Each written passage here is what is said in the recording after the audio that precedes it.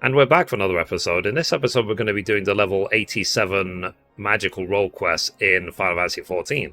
And as always, hello from Mithrie. So we are here in the strategy room in Foundation in Ishgard, and we need to talk to Autorial. So the quest is called Only Justice, Only Vengeance. The look of relief upon Autorial's face bespeaks your timely arrival. So, Mithrie, excellent timing as ever. Deacon Clem has just sent word that Bishop Botanox will see us now, by which I mean right this instant. 'Tis extremely short notice, I know, but it would not do to miss the opportunity to learn how he and Vaindro may be connected. Not wishing to keep his grace waiting, Lord Aymeric is already on his way to St. Raymond's Cathedral. Come, let us hurry there ourselves.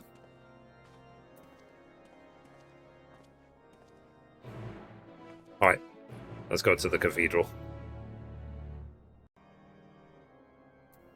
Okay, so we caught up with them. Let's talk to Clem. So, my lords, I am so sorry.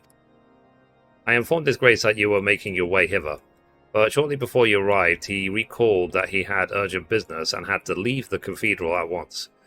He cannot have yet gone far, though, so if you wish to search for him in the hopes you can still steal a moment of his time. To grant an audience only to depart with such haste, what business could be so pressing?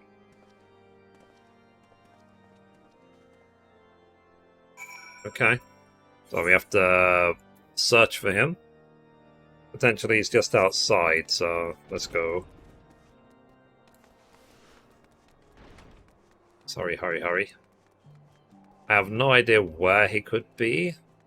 Oh, maybe right there. How about that? It doesn't have to be some epic journey. So, well now, that even the Saviour of Ishgard should be here. Your Grace, perhaps it's simply our misunderstanding, but we were under the impression that you had granted us an audience.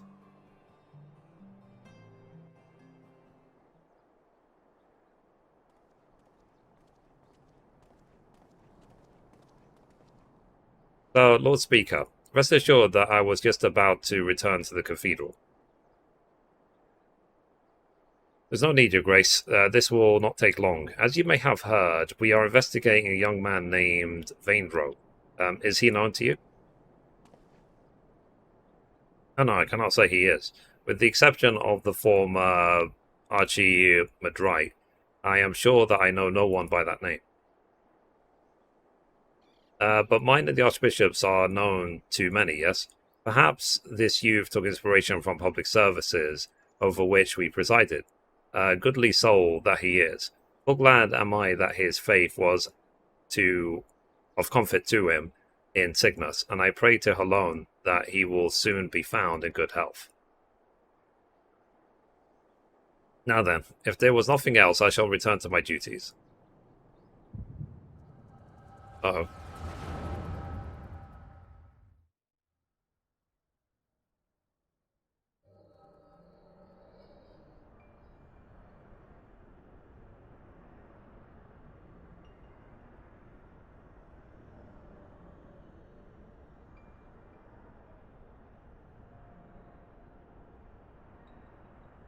Fear not, Your Eminence. I shall carry on your legacy. We have completed the preparations as per your instructions, but are you certain this will work? It will. It must. Lord Aymeric spoke the truth when he revealed the Archbishop sought primal powers to strengthen the people's faith. I cannot bring myself to believe it, not at first, but in the course of cataloguing His Eminence's personal articles, I came upon his journal. Therein he had written that through abundant aether and fervent prayer, it is possible to make gods of men. All the power we require lies in this place, this Aziz La. By channeling the essential elements into the soulless flesh and sword, we found...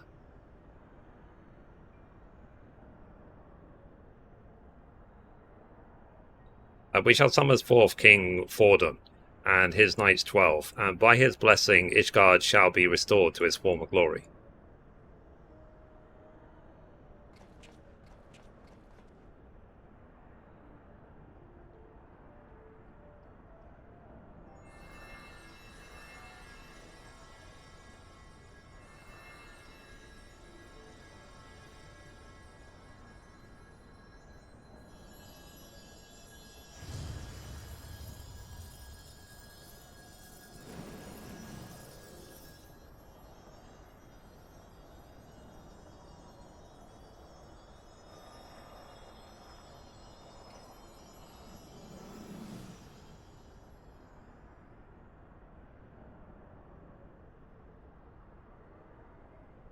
So, what is this? It's just an ordinary man, scarcely changed from before.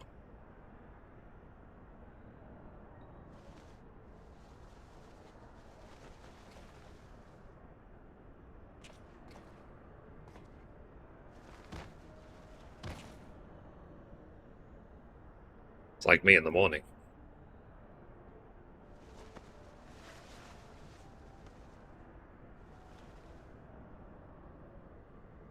So, His Eminence, I must protect.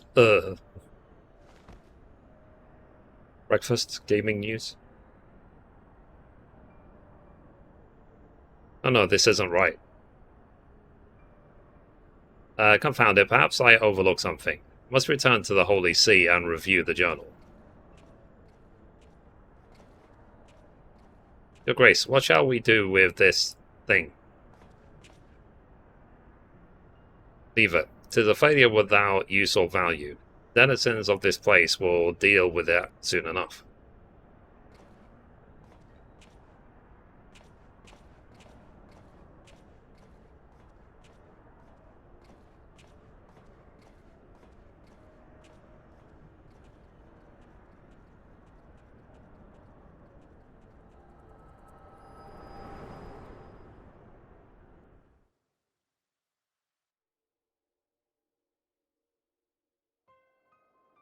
Mithrie, are you well? Were you perchance granted a vision of the past?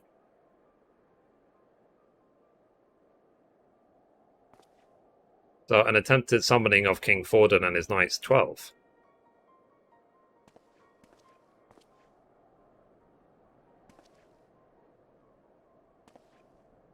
Your Grace, you should know full well that summoning is strictly forbidden.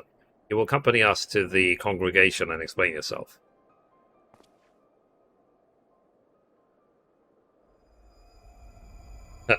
No.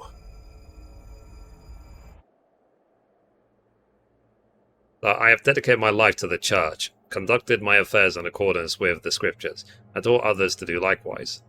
But you took it all from us, tore down everything that defined us.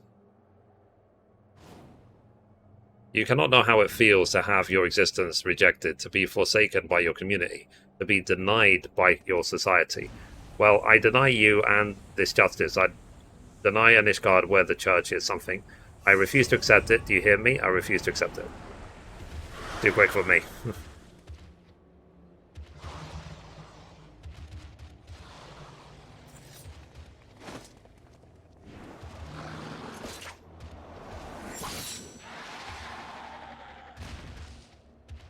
Oh, that was easy.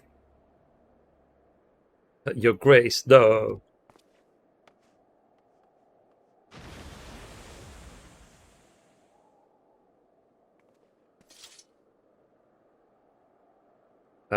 That it should come to violence yet again.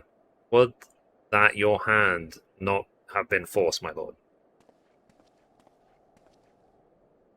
Deacon Clem should not be alone at this time. I shall remain with him while tending to the aftermath.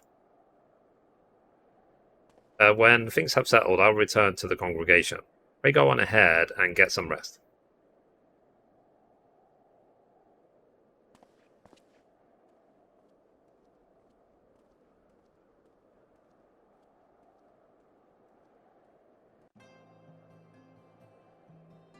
Oh, alright. Let's go back to the strategy room. Okay, we made it back to the strategy room. Let's talk to Lord Aymeric.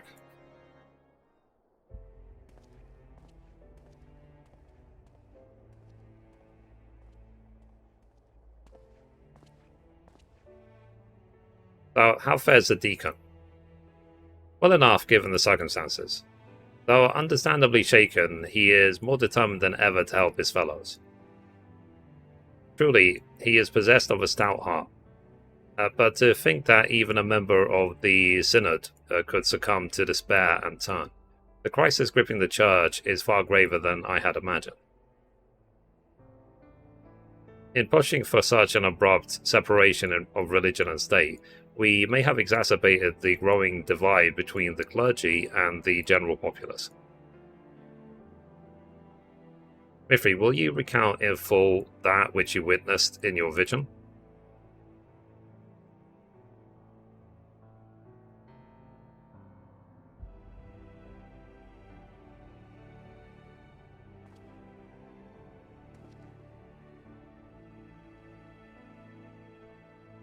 that he should seek to use one of Alag's unholy abominations to create a primal.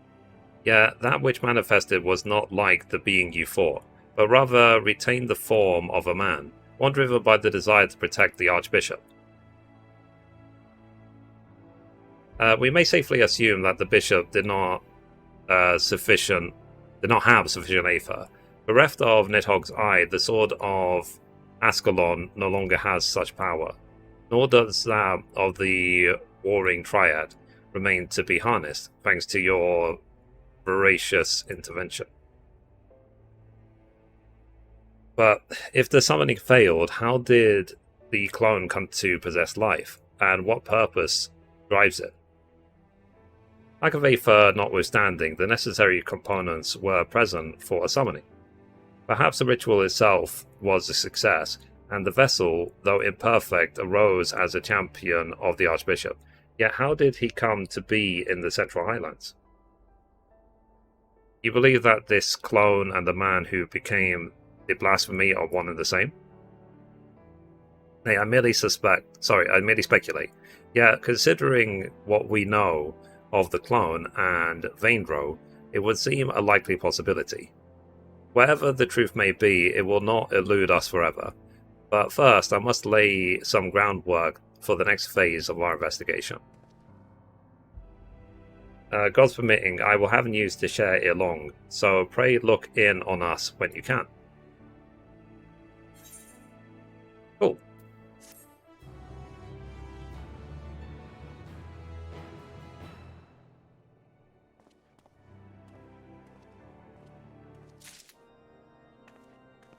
Alright, so anyway guys, that's it for this episode. Thank you for watching, and as always, goodbye from me, and goodbye from Mithrie. Bye guys.